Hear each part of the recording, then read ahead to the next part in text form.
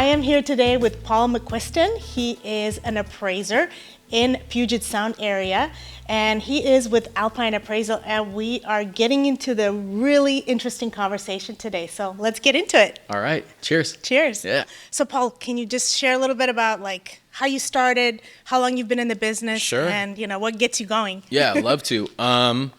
Started in the business around 2005. Okay. So I guess that's close to 20 years. And I started as an appraisal trainee, as is just part of the process, and worked for a company called ABC Appraisal. Shout out John Gregoff, who trained me up. And then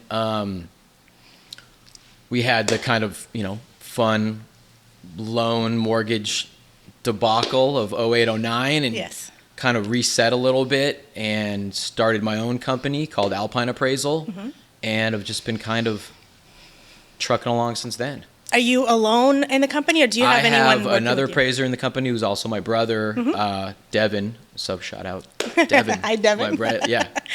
Okay. But yeah, for the most part, it's small. We've had kind of appraisers come and go, and kind of trainees come and go. But right now, that's our kind of core crew. Yeah. Awesome. Well, I am super curious. I have a bunch of questions. I'm so excited. All right. A very common question that I've had myself, as well as so many other agents in our market. Does a bedroom have to have a closet in order for it to be considered a bedroom? That's What a is that? great question. So Washington State law is going to say as long as it's 70 feet floor space, Okay. then you would have to have additional space and have an armoire there or a closet. So if it was bigger than 70, with space to put armoire, and you had a listing and you put in an armoire, then it wouldn't have to have a built-in closet to be considered a bedroom. And even to this day, you might meet an appraiser that will disagree, but that is kind of the law. I want to know someone who knows the law. Yeah, tell them to call me. you. Yeah. Okay. Awesome. I actually heard this, that as long as it has heat connected into the bedroom, it has a specific egress window, amount of space, then it's considered a bedroom. Is that right? Yeah, as long as it meets the size requirement and also has like the easement, like you couldn't pass through one bedroom to get to another bedroom. So it has to have accessibility to the main living space as well. Okay. Awesome. Yeah. If a seller has $1,000, what would be the most effective return on investment for that money? So To invest in a home, sorry. So to make any upgrades. So I get asked this a lot. Okay. And I always, direct them to their agent typically because I think you guys know that market well.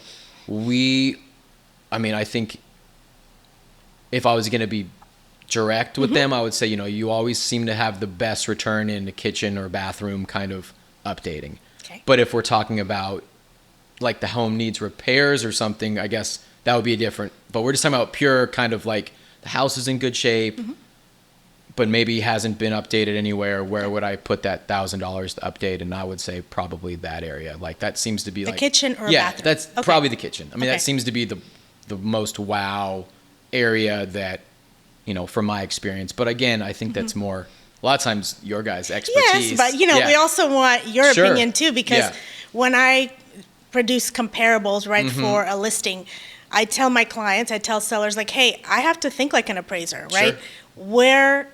Actually that will lead me to my next question. Like, what are the requirements for a comp?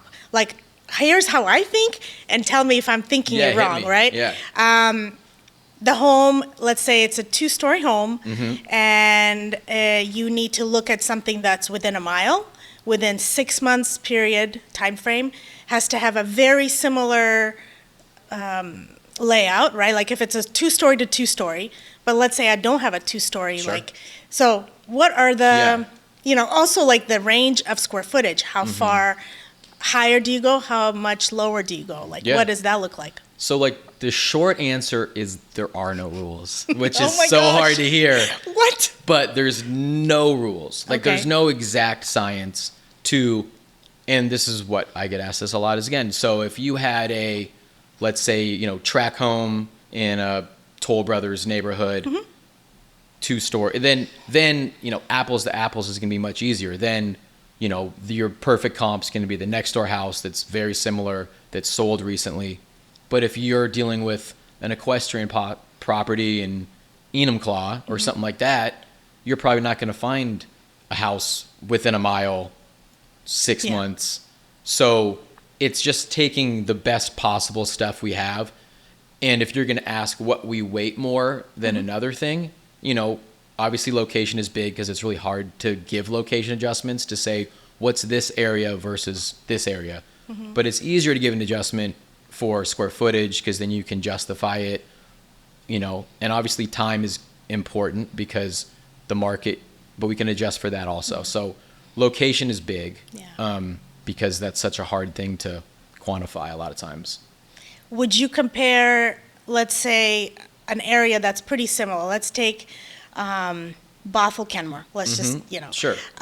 Kenmore is a pretty small city versus Bothell. Yep. And let's say super low inventory, nothing has sold in the last 6 months, and we're doing a comparable analysis. And so, I mean, would you take a comp that's about a year old to justify? If you've got, I mean, justify is maybe not the right word, right? Because that means you're trying to get to somewhere. Sure. Like, so with us, it's just, what feels like, and then you're going to weight them too. So if I didn't have anything in Bothell that's sold that's similar, then Kenmore would be something that we could go to and say, hey, this is a similar market area, and it's going to reflect what's going on in the market better because it's a more current sale that's more similar to this house. Okay.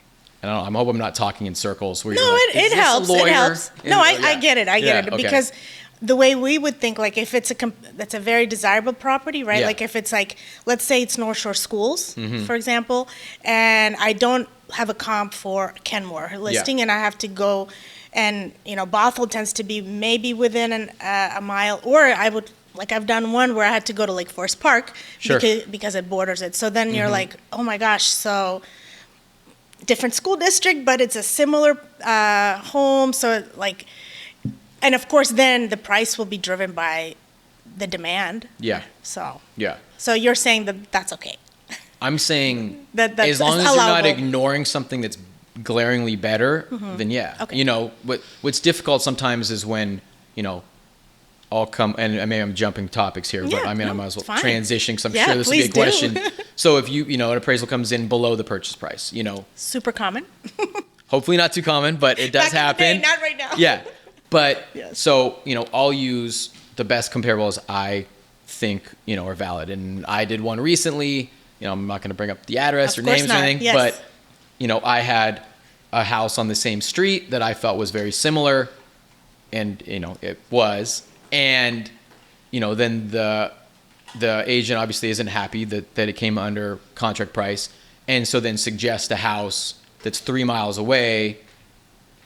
And it would be one thing to suggest that house if there wasn't anything.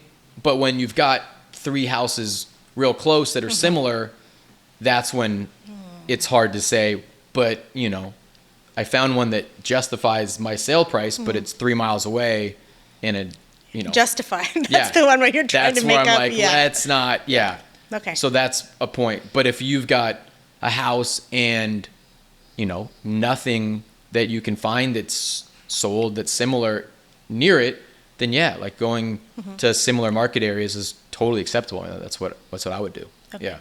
Well, actually, it does bring me to another point. Yeah. So, okay, a couple years ago, we were told that me as an agent, so for example, you did your comps and the price didn't come up to the contract price. And we as agents used to be sort of trained, hey, put together a packet for an appraiser, what comps did you use? Let them know that you did have multiple offers on a home. And so one time I actually was told by an appraiser saying, I don't want to look at this. You have no right Yes, like, and I don't, of course, Yeah. don't want to overstep boundaries, right? Like I was like, oh, sorry, Yeah. but I kind of put that gently on the table. Like, if you have any questions, Sure. let me know. Yeah. That was a few years ago, but recently I had a sale where we did have. I did not do the packet. Yeah. And the appraiser called me. How did you come up with it? And I Sure. sent her the comps, Yeah. and she says, "Oh, I didn't see this comparable, Yeah. and because the price did go up quite significantly, it was like Sure. 20% over." Yeah. And I'm like, "Well, that's the price, right?" Like, I mean, that's how the market is driven, and Yeah. so she had to kind of use the comps that I use. But anyway, so would you say that that's overstepping boundaries in your book? No, I highly encourage more information, Okay. the Oh, better. okay. And most of the appraisers I'm in contact with say the same thing. Like, That's I've never good had to any know. appraiser Yeah. say, "Oh my God, I feel so, influenced right now." Yeah. But I know they're out there. So, I don't. Because but- back then it was so you have like a company. Mm-hmm. Well, okay, so the lender hires a company who then contracts you to do the appraisal. So there's like a middle person. So that's Mm-hmm. why the less communication with an appraiser, the better. So we don't influence you Well, guys. I think there's a difference between lender influence and agent influence. I Because see. an agent is, that's your job, is Yeah. marketing it. I mean, and it's my job to be, unbiased, Okay. and to take information. Just because I take it doesn't mean I'm going to use it. Exactly. You know what I mean? Yes, absolutely. And I also have the knowledge that if I don't use it and I come in low, Mm-hmm. I'm going to have to address why I didn't use these. And so you're going to be very, Okay. diligent as to why I used it Mm-hmm. or why I decided not to use it. So I think it's always a good idea to provide information that you have. Okay, the that's good appraiser. to know. Yeah. Makes me feel better, to be Yes, honest. And vindicated. like, I Yeah. think the more information, the more knowledge you have, right? 100%. So it's totally. Yeah. There's totally nothing good. wrong with knowledge. Okay. That's how I always Love say. it. Yeah. Okay, awesome. If someone invests in certain things, would they have any guarantee that they get that money back as far as like return on investment after they sell? Totally. That's also a question I get a lot, because there's ways to invest. Like, I'm always like, you could invest in kind of these, what I consider areas that are, kitchen, bathroom, but you could also do a, gold leaf ceiling that cost you $50,000 and be like, but it's real gold I leaf know. on the ceiling. So it's such a, and when you're talking to a homeowner, a lot of times they always think that every update they did should be dollar for dollar, or Yeah. and some of it is going to be them driven to what they For sure. appreciate, It's but very not, personal, yeah, yes. but not market driven. And so I think that is nice space for an agent or someone to it's a good opportunity for an agent to, or an owner to talk to an agent and be like, look, we're thinking about doing this, this, and this. Is that a good idea? What are the Probably not. what's the top two things that are also we're gonna be able to utilize, but is also gonna help our resale value? Okay. I guess. I mean, we as agents, we kind of know the market, of course, and we Yeah. can advise somebody. But like, here's my question to you. Let's say I'm going to give you a list: kitchen, bathroom, flooring, Yep, roof. Out of those 4 items, what Yeah. would you say? What drives the appraisal price? Well, the things, and I don't want to, but there's things that kind of Higher Yeah. on the scale, right? Like, Yeah, there's things that drive the overall condition, but that maybe aren't going to be, like a roof or windows or siding kind of comes into, but a roof is going to have a shelf life, right? Like, Yes. if you put a new roof on or it's got 10 years left, most buyers aren't going to go do the math in their head. But if they come into a kitchen that's been remodeled or, new floors throughout, that's definitely going to, they're going to put money. yeah. And then as an appraiser, when I'm looking through comparables, if I'm going to be looking at, MLS listing photos to compare it to the house that I personally inspected, and if you're seeing, if they say, hey, new roof and new windows, but the kitchen and the bathrooms aren't done, they might have spent the same amount of money, but it also might have meant that like the roof and the windows were failing. That's just stuff that needs to happen, right? Where like if you've got a house that it doesn't need to happen, then you can update the things that are maybe more seller driven. Yeah. That's, Definitely. that's going to be where I would put my money. Do you ever inspect the roof? Like if you're standing outside, well, you're like, yeah. but can you see and Yeah. you say, oh my gosh, this roof is failing? Yeah, you can see. I mean, it's going to be very obvious. Yeah. And I'm not a home inspector. That's in the appraisal. So it's absolutely, like, unless yes. it's glaringly obvious, you know, I How don't does see that any leaks affect- on the inside. You know, the outside isn't covered in moss with like obviously like, you know, shingles missing or something like that. Then How does that affect appraisal? Or well, which side? appraisal When there is a inspection? need for a Yes, roof, yeah. then we call out it and say, hey, like the roof looks like it's, you know, at the end of its lifespan, we recommend an inspection. And then typically if it's a purchase, they've already dealt with it, right? Yep. You know, but if it's a refinance, then that's something that the lender can figure out with the homeowner. Yeah. Interesting. Okay. Inside. Are there info. any like, so if you're like doing, we're talking like a VA loan appraisal and like a FHA, so Sure. federally Funded. funded Yeah. loan, are there any like make it or break it, like deal breakers for an appraisal? for them? 100%. Yeah. Those are definitely much more meticulous in, you know, if you've got any, like the big thing that I find a lot of times I do FHA is bare wood on any surface on the outside of the house. Like if Like a deck or a railing? No, sorry, on the actual home. Like, so if the home, you know, is painted, but maybe it's kind of flaked away a little bit, and you can see the bare wood, that's a flag. And then they have to, you know, it's not a big deal, they just have to cover it, but then that triggers me having to come back out and see it. Same thing with the hot water heater being strapped, carbon monoxide detectors. Small Those are the things, big things. Fix them before that's Easy. done. Yeah, and I Very always easy. try and when I have that and I'm talking to someone, I see that, I'll say, hey, just so you know, this is this. These are that's the three main things I'll point out, because outside of that, you know, we test the systems, but everything is typically working up to like working order. But those things, just tiny little things. Okay. Yeah. You never go into crawl space, do you? No, we do. Yeah. You do? For Okay. FHA, we do a head and shoulders inspection of the crawl and the attic. So, you know, I'll have a So you little have to wear ladder that with me. beautiful No. suit? We will pop it open, get down in there, get a couple pictures around and make sure there isn't What are you looking for down there? standing water, falling, you know, a lot of falling insulation can say that there's like pest problems.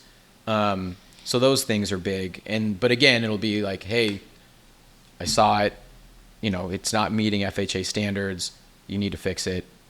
And then I come back out and Would you say a VA appraisal a little more strict than an FHA? I think it's pretty standard. Very similar? Yeah. Okay.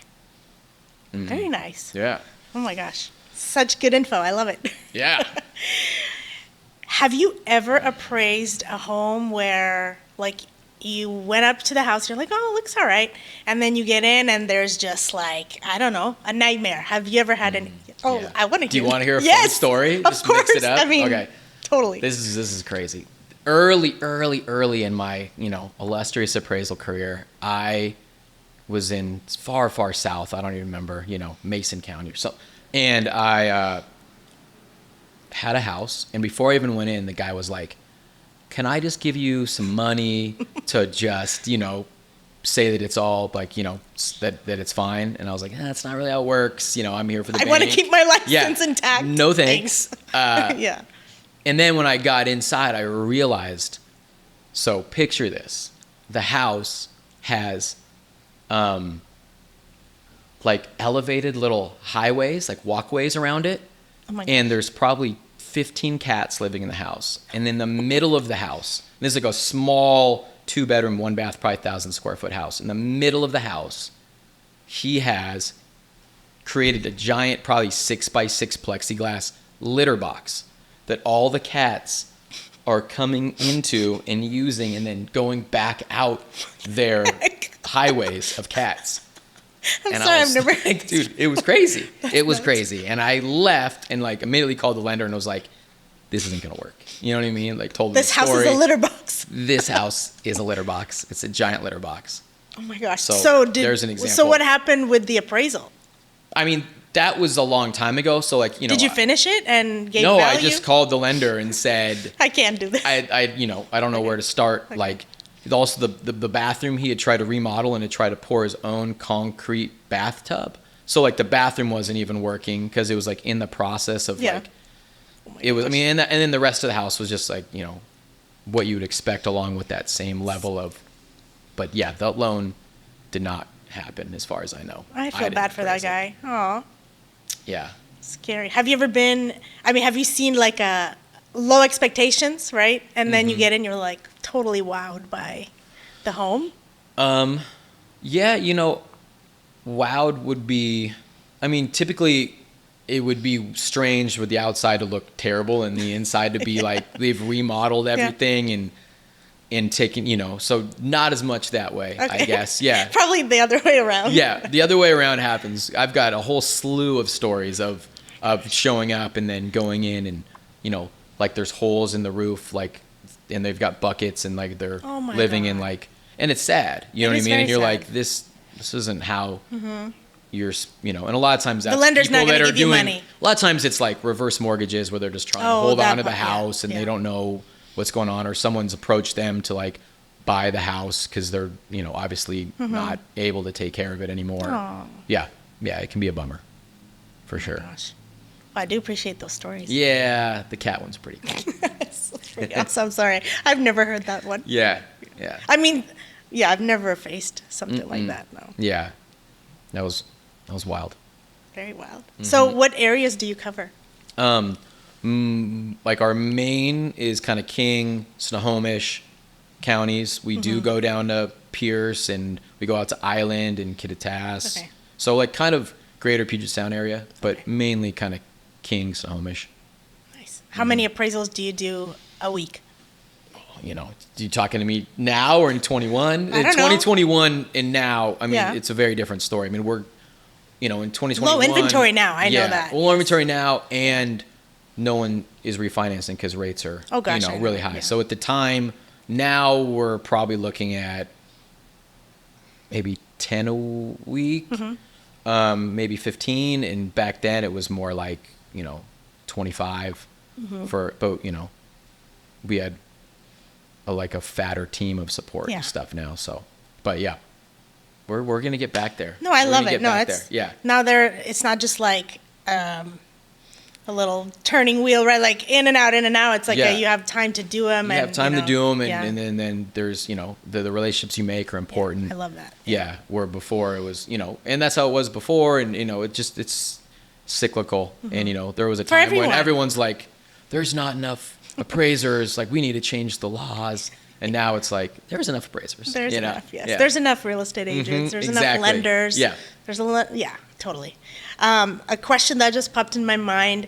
If you're appraising a property, does a basement versus above ground square footage matter either way, like versus? Definitely. Yeah. So, and I like to bring that up too, because sometimes as appraisers, we get phone calls from homeowners or agents, and they'll be looking at the appraisal and they'll say, my house is 3,000 square feet and you're saying it's only 2,000, because we are forced to separate kind of the above grade square footage and then basement area on the report. So but even if it is like daylight basement, you're still considering it as a basement? It has to be, we go by this, we've always gone by a certain standard, and now it's even more stringent, which is called the ANSI. I don't know if you've heard about it. It's so we go by ANSI measurement standards now. And it says a slew of things, and one of them is if any even corner of the house is below, grade at all, then it has to be referred to as a basement. It doesn't mean you have to value it differently, but it has to go in that basement area on the appraisal. But it's still considered a square footage part of the home and everything. It's still considered living area, and then it's up to the appraiser to say, okay, well, it's daylight, it's barely below grade, I'm going to give it no, equal kind of value as the above grade, or if it's, significantly below grade and there's no windows, then you're going to see it obviously less. Yeah, so it's like it's not that much of living space, right? Like you need a window and light to come in. So there's a whole, gradient scale of basements and how they're valued, but interesting. There isn't a gradient scale of like whether it's a basement or not. It's very like cut and dry with the way we have to report it. Oh my gosh. Yeah. How does like if you're gonna go and appraise a property, how does an agent or a homeowner, how can they prepare for an appraisal? Sure. Well, I mean, I imagine if an agent has already, set it up to sell, you guys are doing. Don't take out the furniture. Yeah, you guys are doing above and beyond what I need. As far as all that. I mean, the only thing, it's nice sometimes if the lights are on, that you're going to get better pictures. But that's something simple for us to turn on and off. If it's like a key box and we're just accessing it on our own. Obviously, like if you want to leave a packet, of information, that's always great. Updates, dates when they're done is huge. Yeah. Because that's going to go in. That saves me the time of having to like reach out and say, hey, looks like the kitchen was done. Looks like the bathroom was done. Like, and then it can go straight into their appraisal, all that information. I'd say and then obviously having the carbon monoxide detectors in and the hot water heater strap avoids us all the time of coming back. Got into a habit of I walk the home. Yeah. And I'm like, do you have CO2 detectors? Yeah. Is your water heater strapped? You got to strap it because it's going to take time for someone to come back out. Totally. He's going to charge you extra. Yep. Yeah. It's the time and, time is money. Time is money. Yes. Yep. Exactly. Okay. Do you have any questions for me? Man. Do you?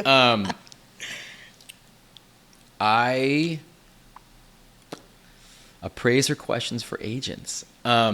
I guess my questions would be more if that's like, if some of the stuff is clear, like if that, like the idea of the above grade, like do you ever look at an appraisal but you probably are doing this long enough that you know how to read an appraiser. I used to be a lender, so yes, I read appraisals. Okay, good. Yes. Because that would be, something that I would ask, like, hey, like, and then I guess one thing I would ask is, I know some agents like to, and maybe some agents aren't aware, I'm sure you are, but like of that another use for an appraiser for an agent would be to come out and measure the house for a listing. Yes. You know what I mean? Yeah. Because that's something that we do a fair amount, but I've talked to a lot of agents that are, not aware that you don't have to have county be the end all be all. If you're like, I'm pretty sure this isn't right, or like they're not counting this or whatever, but you need to have like an appraiser to be able to put it on the I love this because listing. I've come to so many instances like this.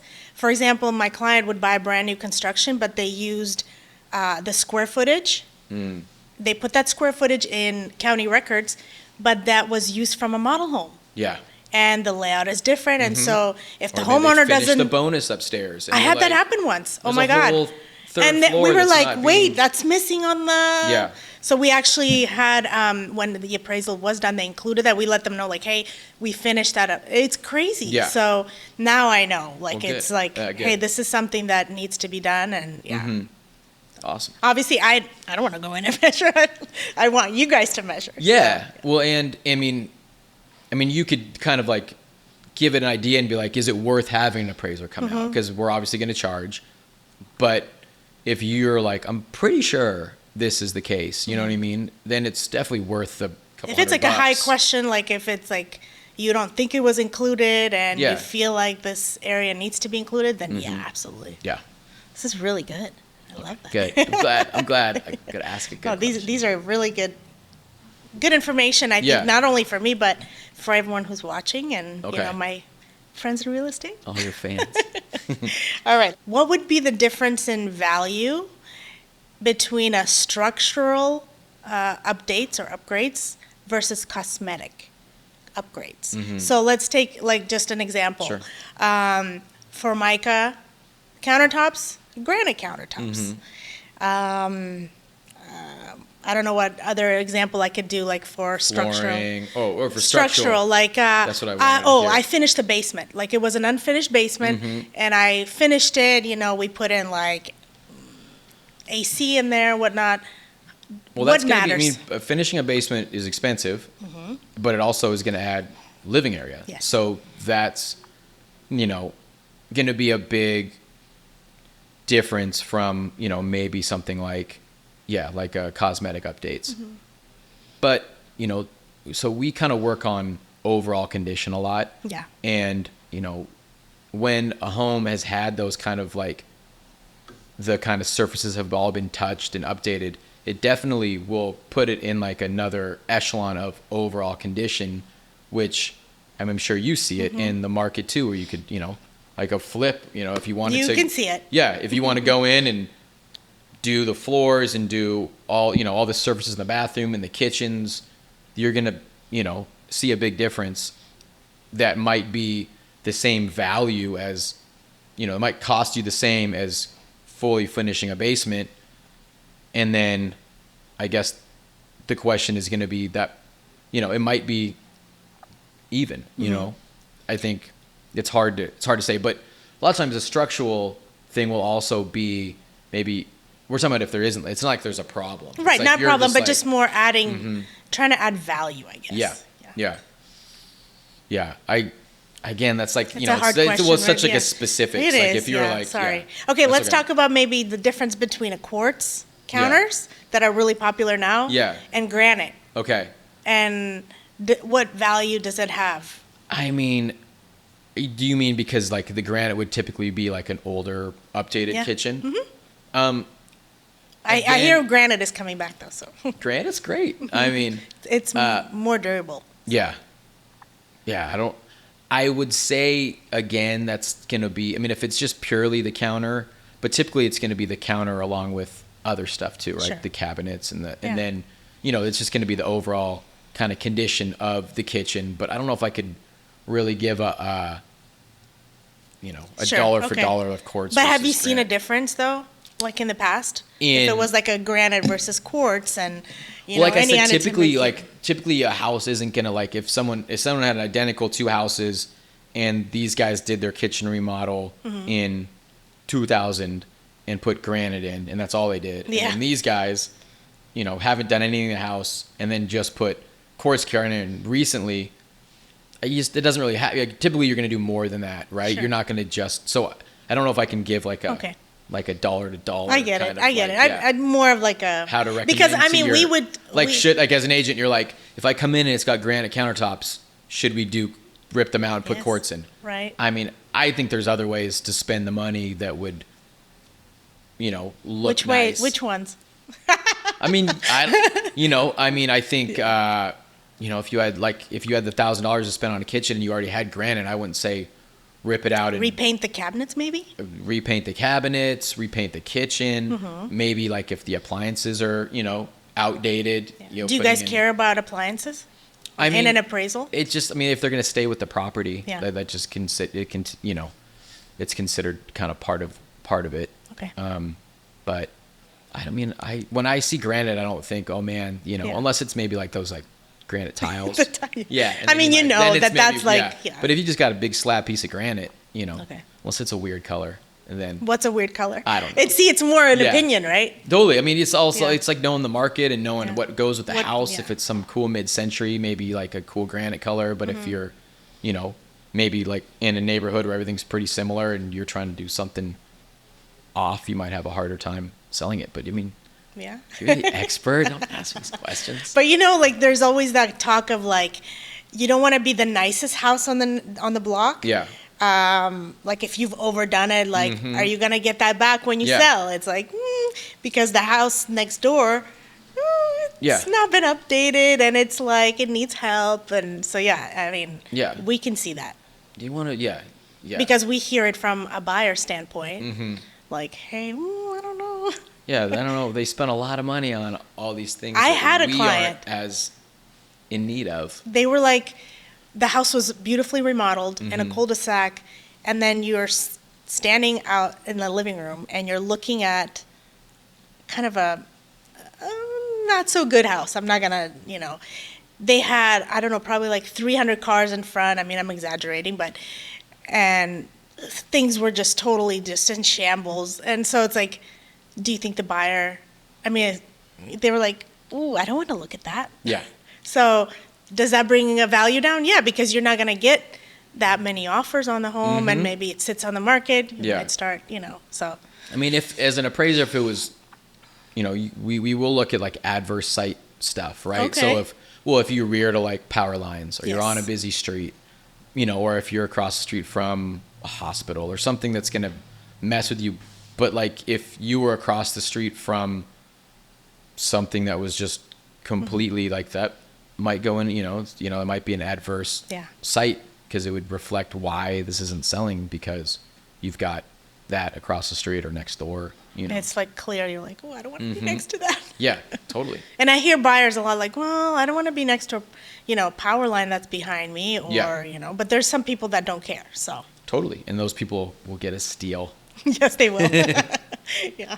So can anyone just reach out to you to do an appraisal? 100%. Yep. I mean, we do appraise. I mean, obviously a big thing is lenders or, pre-listing. We do appraisals when maybe you're having a hard time getting on the same page with a homeowner and you're like, I think it's this. And the homeowner's like, I think it's this. Yeah. And it's like, well, let's just get someone that's unbiased. You mean like from 700 to $20 million? Yes, exactly. And like, we have no idea. It's like, I know you have an idea, but they're going to not, if you just, so, and then anything from, we do other work where, estate stuff, probate, divorce, if someone's just curious what their house is worth, but, So even attorneys can reach out to you. 100%. Yeah. I work with financial planners, right? Yeah. Yep. They're doing the work. Anything that, that the IRS is going to want, they're going to want it from a licensed appraiser, or anything to use in like court proceedings. Okay. Yeah. So. Very nice. Even reverse mortgages, right? 100%. Yeah. Which are, that's typically going to be called on by a lender. Yeah. But yeah, we do those. Okay. What was the lowest appraised value you have given on a home that was under contract? Okay. Like how far under the contract price? So, I hate to say it's happened, a fair amount in this market, not maybe today, but, 2021, 2022, we'd come out of, winter. And then every year I feel like that like buying market starts faster. And then you get a couple of these houses that are first out the gate and they're listing it at, 900 and it gets bid up to 1.4 and I've got nothing to support 1.4, because of low inventory? Because of low inventory and that, you've got 30 people fighting for the first couple new houses after the new year where I think that's just, everyone kind of sits back November, December, the holidays are done and then everyone's chomping at the bit to go, or have been, this year was a little different. The last couple of years is a little different with the rates being where they are. But, in 2020, 2021, 2022, even until, May, June. And so in those cases, if something I'm guarantee I've brought things in hundreds of $1,000s below the contract price because there was just, my best comps were going to be November, October the slowest sales times that were in our region, or even I could go back to the previous summer, but it wasn't going to support, they were priced based on these other sales and then they got bid up because it was the first houses to hit the market and there weren't any recent sales. Then you wait 2 or 3 months and you've got all that stuff in your rear view to use. But it's that new buying season. So I guess I would say, Yes, always keep that in mind or cash is king or whatever. When you're those first houses, and you look around and you list it and then you're like, oh yes, look where we're at.